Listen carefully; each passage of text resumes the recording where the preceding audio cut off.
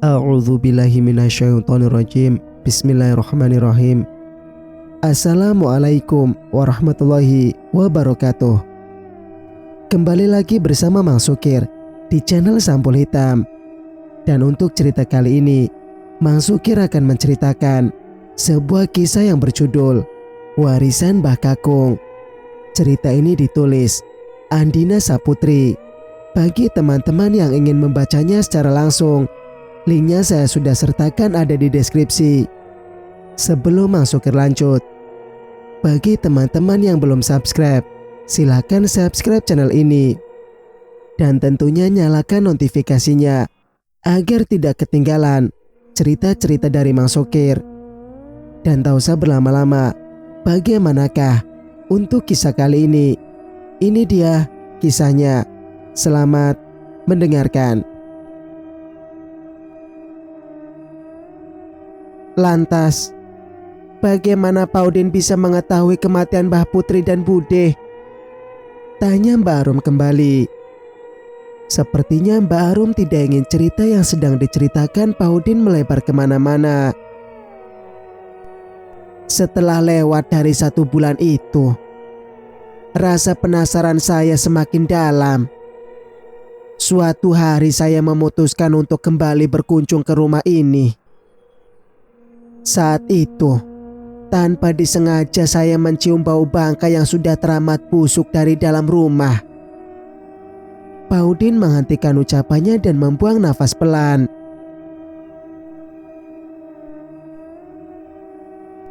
Pada awalnya saya takut untuk mencari tahu penyebab bau bangkai tersebut.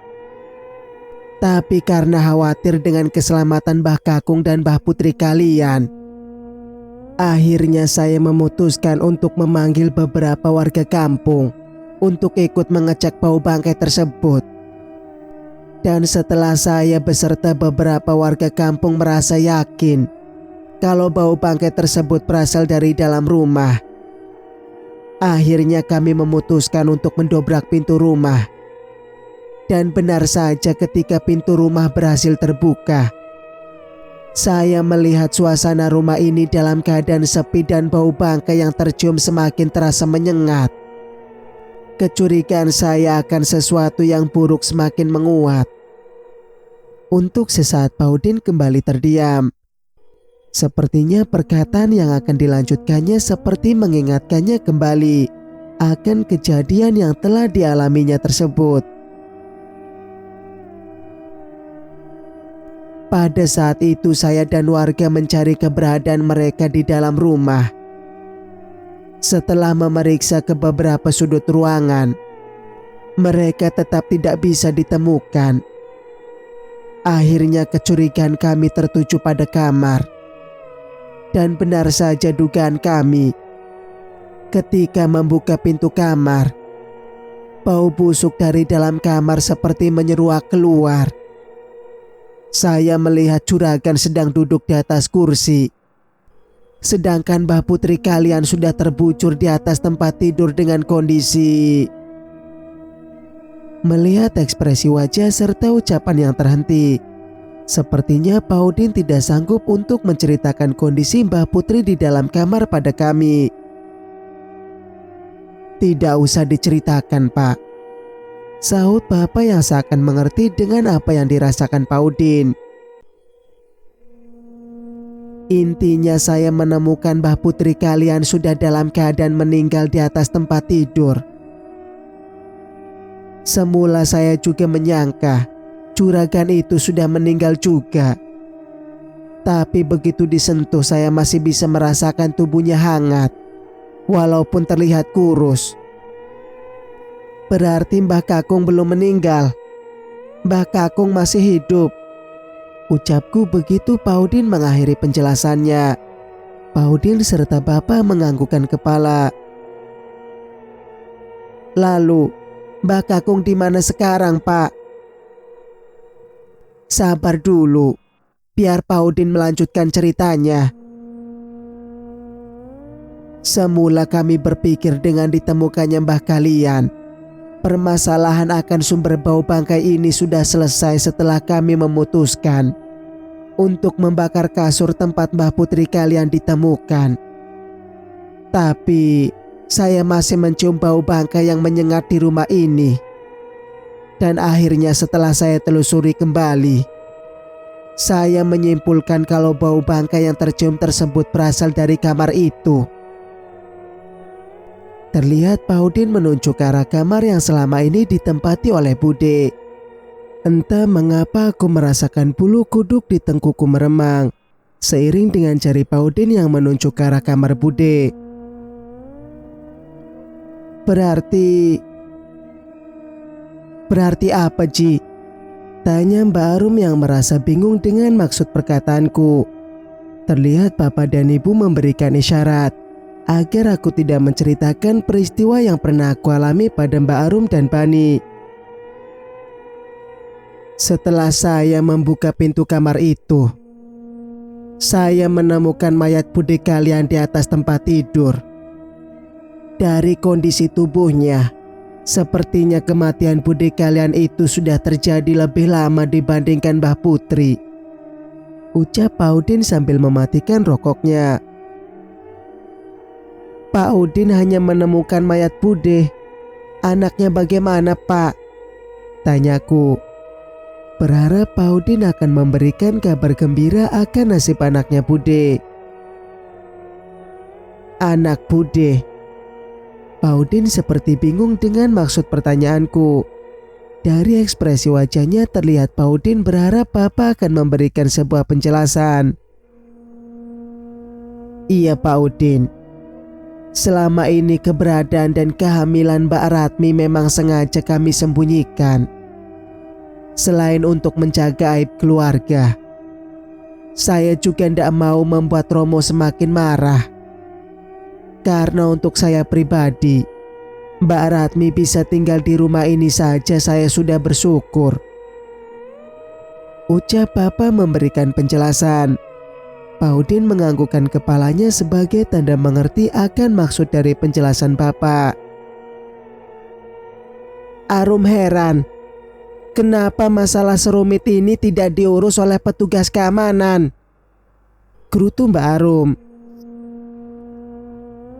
Bukan tidak diurus, tapi itu sudah menjadi kesepakatan dan petunjuk sesepuh kampung untuk menjaga rahasia ini. Karena menurut sesepuh kampung, peristiwa yang telah terjadi ini bukanlah sebuah peristiwa yang umum, bahkan terkesan aneh. Atas dasar itu warga sepakat untuk menutupi peristiwa yang telah menimpa keluarga kalian. Karena hal tersebut adalah sebuah aib yang bisa membuat buruk citra baik kampung ini, ucap Pak Udin menanggapi gerutu Mbak Arum. Oke, kalau memang peristiwa ini sengaja ditutupi, hanya satu pertanyaan Arum. Kenapa berita sepenting ini tidak diberitahukan ke Bapak? Tanya Mbak Arum kembali seperti menyudutkan Pak Udin. Terlihat ibu memberi isyarat agar Mbak Arum menjaga ucapannya. Saya harus memberitahukan kemana di Arum? Bertanya dengan Mbah Kakungmu sudah tidak mungkin. Bertanya sama rekan kerja bapakmu. Ya Pak Udin kan tidak tahu tempat kerja bapakmu. Jangankan tempat kerja yang baru, tempat kerja yang lama saja Pak Udin tidak tahu, jawab Pak Udin dengan ekspresi wajah tenang. Sepertinya Pak Udin tidak terpengaruh dengan emosi yang Mbak Arum perlihatkan. Maafkan anak-anak saya Pak Udin. Maklum masih pada kecil-kecil, jadi rasa keingintahuannya tinggi. Saut ibu meminta maaf atas perlakuan Mbak Arum. Pak Udin terlihat mengukir senyumnya. Kalau memang Mbah Kakung masih hidup, sekarang ada di mana? Tanyaku yang mulai tidak sabar untuk mengetahui keberadaan Mbah Kakung. Mbah Kakungmu ada di... Assalamualaikum. Sebuah ucapan salam terdengar dari luar rumah. memotong ucapan yang terlontar dari mulut Papa. "Tunggu sebentar," ucap Papa sambil beranjak dari kursinya dan melangkah menuju keluar rumah. Tidak berselang lama, terdengar Bapak berbicara dengan beberapa orang. Dari pembicaraan yang samar-samar aku dengar, sepertinya orang-orang yang datang itu adalah pekerja Mbah Kakung yang bekerja di peternakan. Selang beberapa lama terlihat Papa kembali memasuki rumah. "Siapa, Pak?" tanya ibu. Terlihat Papa kembali menghempaskan tubuhnya di kursi. "Orang-orang dari peternakan. Katanya ada pemesan domba dari salah satu pelanggan.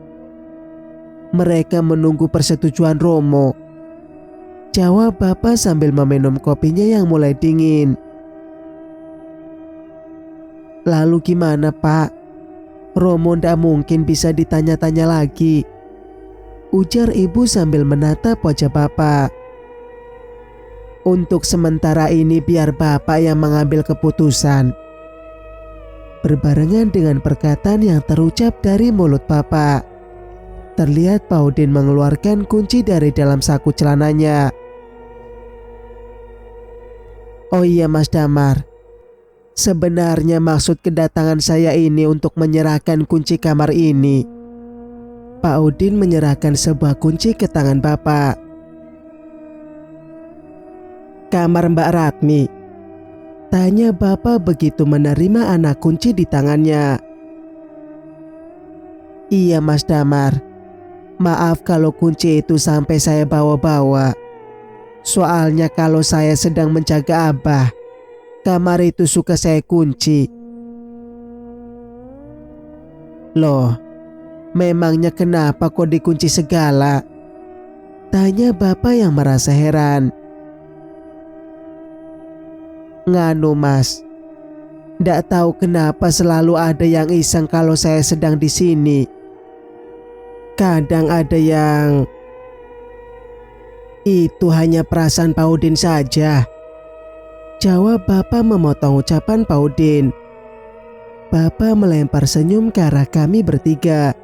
Sepertinya Bapak tidak ingin kalau kami terpengaruh oleh cerita Pak Udin. "Iya, mungkin itu hanya perasaan saya saja." "Baik Mas Damar, kalau begitu saya pulang dulu. Sudah mau siang." Pak Udin bangkit dari kursinya. Melihat hal tersebut, Bapak segera mengantar Pak Udin keluar rumah. Terlihat Bapak kembali terlibat perbincangan dengan Pak Udin di luar. "Jadi sebenarnya Mbah Kakung di mana, Bu?" tanyaku kembali. Karena sudah 2 kali aku bertanya dengan pertanyaan yang sama, tetap belum juga mendapatkan jawaban yang jelas. "Ada di kamarnya, Ci." Setelah mendapat jawaban ibu, kami serentak beranjak dari kursi. Sepertinya rasa keingintahuan kami untuk melihat kondisi Mbah Kakung sudah tidak bisa untuk ditahan lagi. "Sabar, kalian tunggu Bapak dulu," tegur ibu yang menghentikan keinginan kami untuk menuju ke kamar Mbah Kakung. Berbarengan dengan itu, terlihat Papa memasuki rumah. "Ayo kita lihat Mbah Kakung kalian," ajak Papa begitu melihat kami sudah bangkit dari kursi. Kami bergegas mengikuti Bapak yang sudah terlebih dahulu berjalan mendahului kami. "Kalian ndak usah terkejut," ucap Papa saat tangannya mulai membuka pintu kamar. Seiring dengan pintu kamar yang terbuka, aku bisa mencium aroma wangi kemenyan yang menyeruak menyambut kedatangan kami. Tatapan mataku yang menyapu keadaan di dalam kamar ini tertuju pada satu sosok yang sedang terbaring di atas lantai dengan beralaskan anyaman tikar. "Mbah Kakung." Aku tak percaya atas apa yang aku lihat. Tubuhku terpaku di muka pintu hingga membuat Papa menerobos dari sisiku untuk memasuki kamar kemudian duduk bersimpu di samping Mbah Kakung. "Ayo masuk. Ngapain kalian diam di situ? Ngapain kalian diam di situ?" Perlahan, kulangkahkan kaki mendekati Mbah Kakung dan Bapak, disusul dengan Mbak Arum dan Bani. "Kenapa kemenyannya masih dibakar, Pak?" tanya Bani sambil ikut bersimpu di sisi Bapak. Bani memandang sebuah wadah yang terbuat dari tanah liat di sudut ruangan. Kepulan asap dari kemenyan yang terbakar itu membumbung tipis ke udara. "Untuk menghilangkan bau yang membekas di ruangan ini," jelas Bapak sambil menatap wajah Mbah Kakung. "Apa Mbah Kakung bisa sadar lagi, Pak?" tanyaku begitu mendapati Mbah Kakung yang terbaring tak berdaya. "Entahlah, Ci. Papa juga ndak tahu." "Pak, kalau Panci boleh tahu, apakah Mbah Kakung pernah belajar sesuatu yang berhubungan dengan kesaktian?"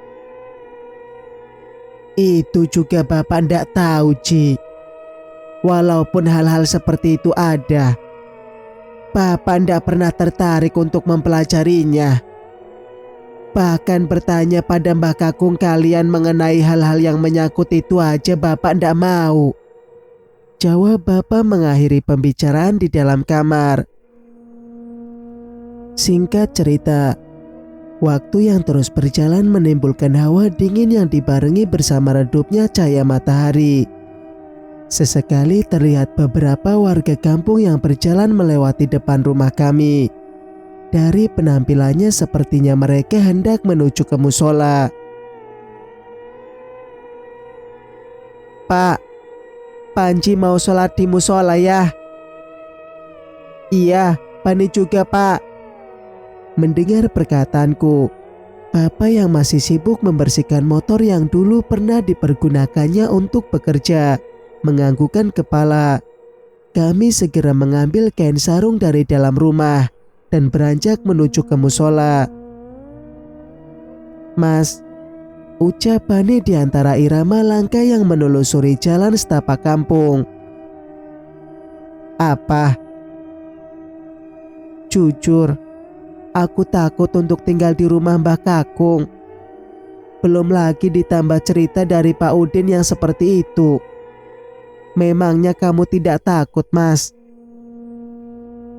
Aku terdiam sejenak begitu mendengar ucapan Bani. Apa yang Bani rasakan sebenarnya tengah aku rasakan juga. Apalagi aku sudah mengalami sesuatu yang ganjil di rumah itu. Tapi untuk berkata jujur dan mengakui rasa takutku, sepertinya tidak bisa aku ungkapkan ke Bani. Karena biar bagaimanapun juga, aku adalah seorang kakak yang seharusnya memberikan rasa nyaman ke adikku, bukannya malah mendukung rasa takut yang dirasakannya. "Takut kenapa? Rumah Mbah Kakung kan rumah kita juga. Masa kamu takut?"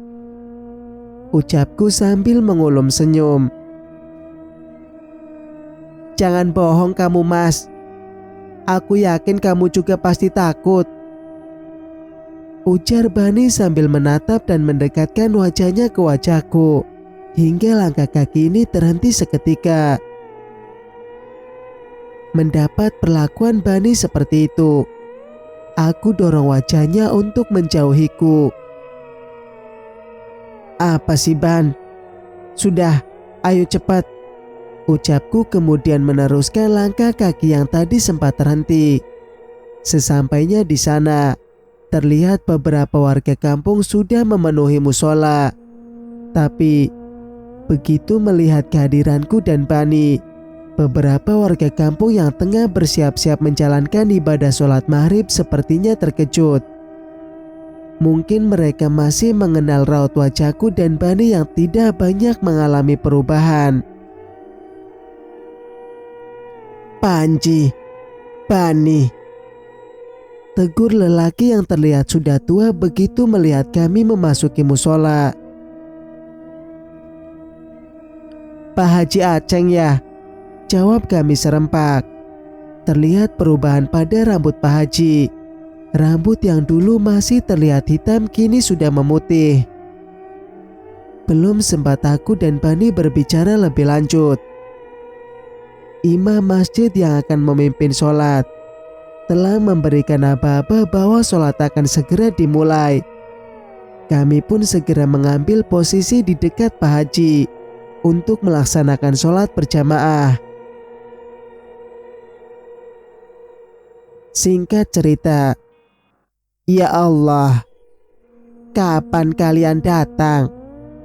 ujar Pak Haji begitu telah mengakhiri doanya. "Baru kemarin malam Pak Haji." Terlihat dua orang warga yang duduk di sisi kami ikut terlibat dalam perbincangan ini. "Kalian pasti sudah mengetahui tentang apa yang telah terjadi di rumah Mbah Kakung kalian." Mendengar ucapan yang terlontar dari mulut Pak Haji, aku dan Bani serentak menganggukkan kepala. "Saya turut berduka cita atas apa yang terjadi dengan simbah kalian. Oh iya, bagaimana dengan kabar Mbah Kakung kalian?"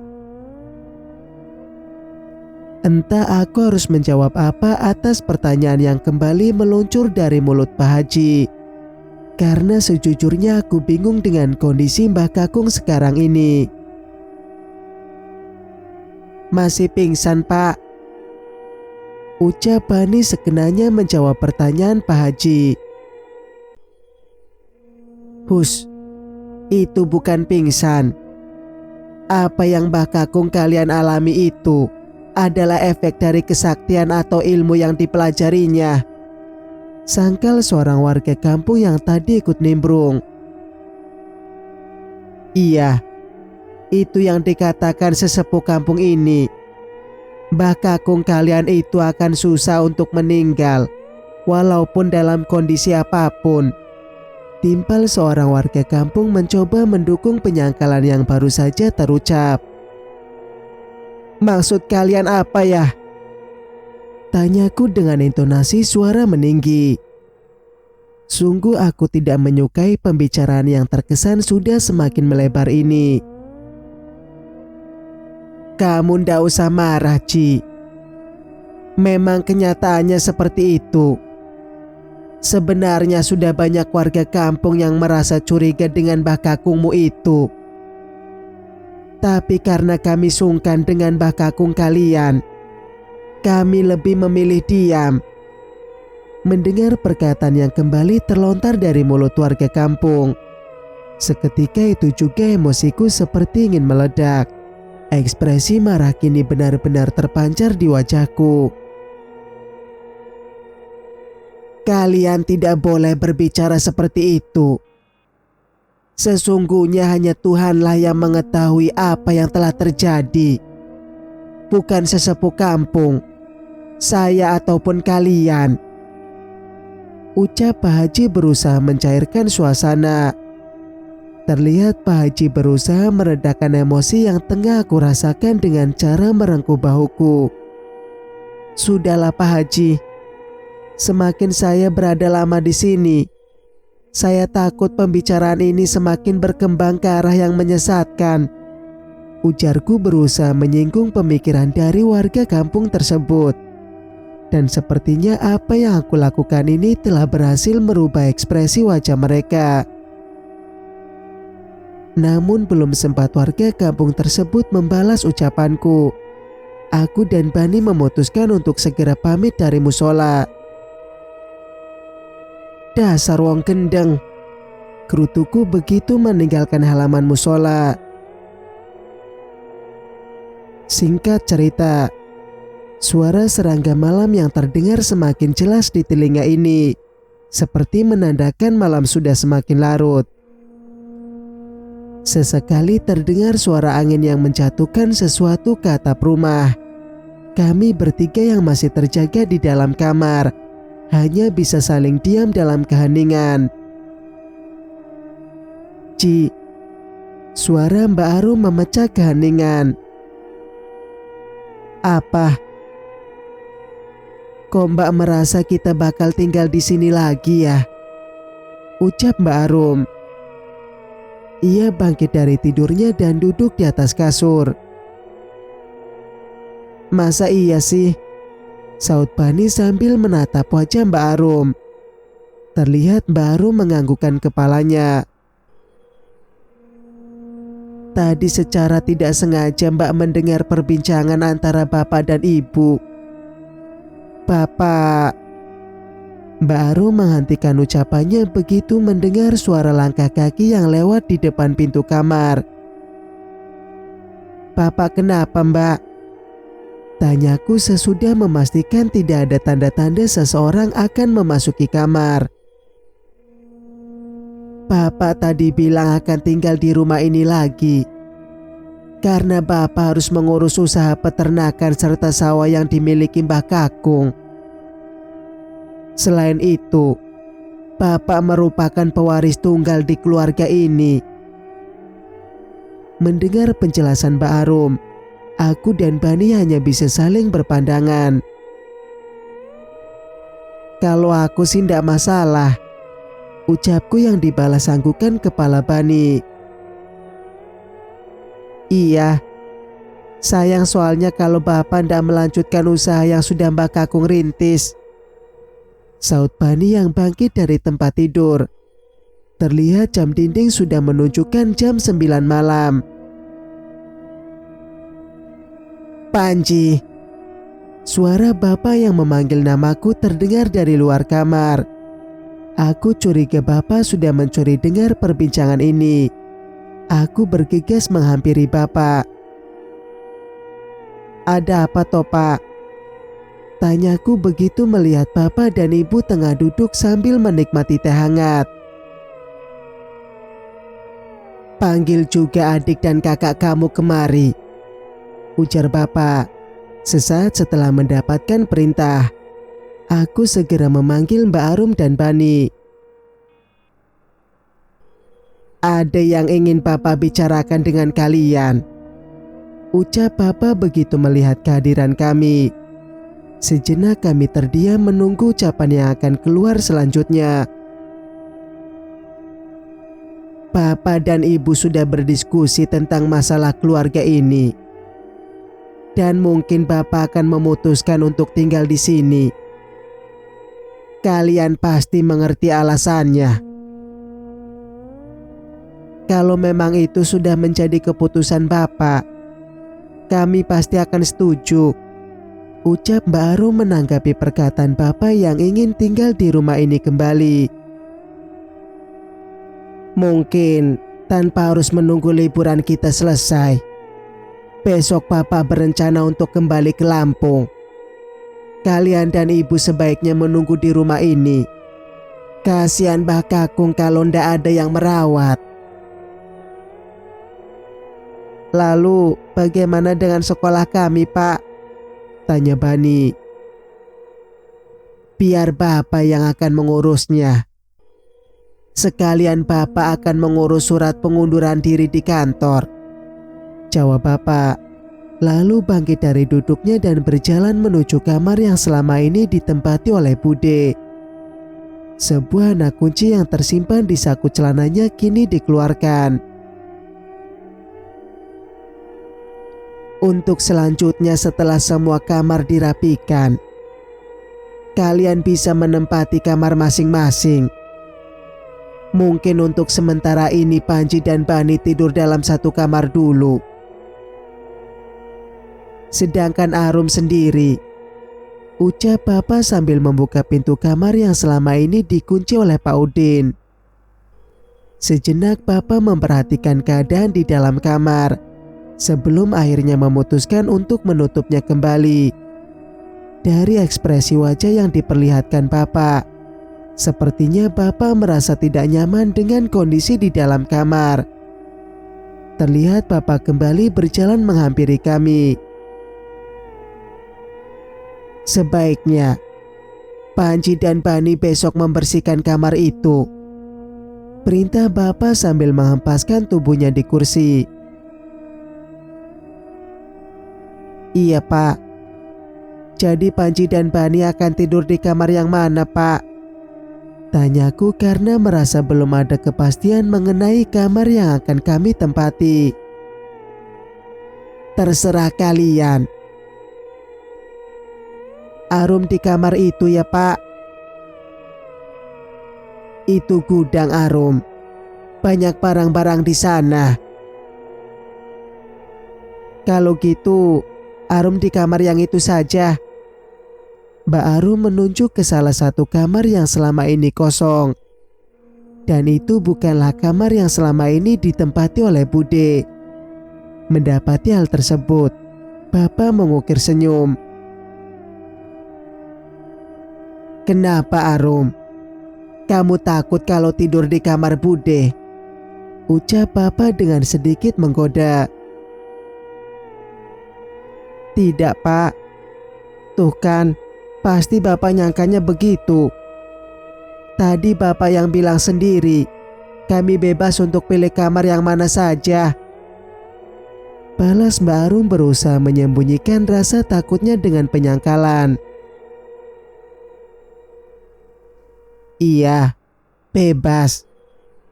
Perkataan terakhir yang keluar dari mulut Bapak dibalas senyuman oleh ibu. Sepertinya Bapak tidak mau anak perempuan satu-satunya itu ngambek. Bersambung. Nantikan kelanjutan ceritanya di video berikutnya. Wassalamualaikum warahmatullahi wabarakatuh.